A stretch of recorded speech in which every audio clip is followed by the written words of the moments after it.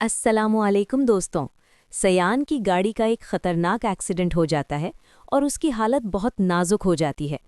कुछ लोग उसे फौरन हॉस्पिटल पहुंचाते हैं। उसी हॉस्पिटल में एलिफ भी मौजूद होती है और वो तुरंत सयान का इलाज शुरू करवाती है। थोड़ी देर में गाजी यूसुफ भी वहां पहुंच जाता है। डॉक्टर बताते हैं कि सयान के दिमाग पर गहरी चोट लगी है और उसे अभी तक होश नहीं आया। एलिफ दिन रात उसकी देखभाल करती रहती है, लेकिन गाजी यूसुफ इस मौके का फ़ायदा उठाता है।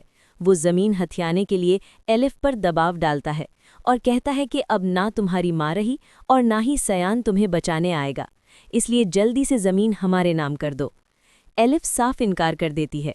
इस पर गाजी यूसुफ अपने आदमियों के साथ उसके घर पहुंचकर तोड़फोड़ करता है और उसे ज़बरदस्ती कागज़ों पर साइन करने को कहता है।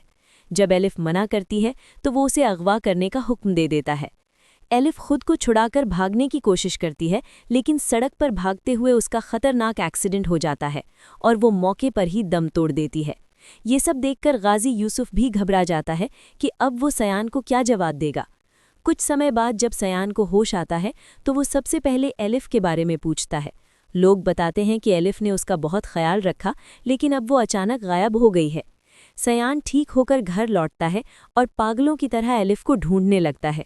तभी उसे पता चलता है कि उसके बाप की वजह से एलिफ की मौत हो गई।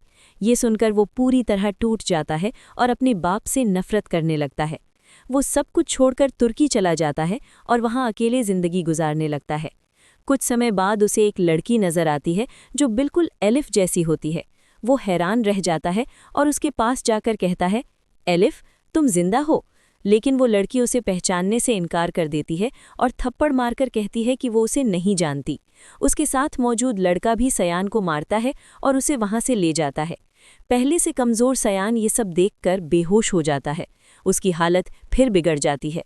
जब गाजी यूसुफ को ये पता चलता है तो वो सयान को वापस पाकिस्तान बुला लेता है।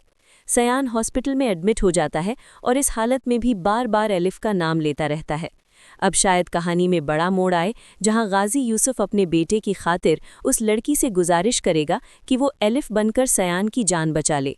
तो दोस्तों, मुमकिन है कि आने वाली कहानी कुछ इस तरह आगे बढ़े। आपको क्या लगता है?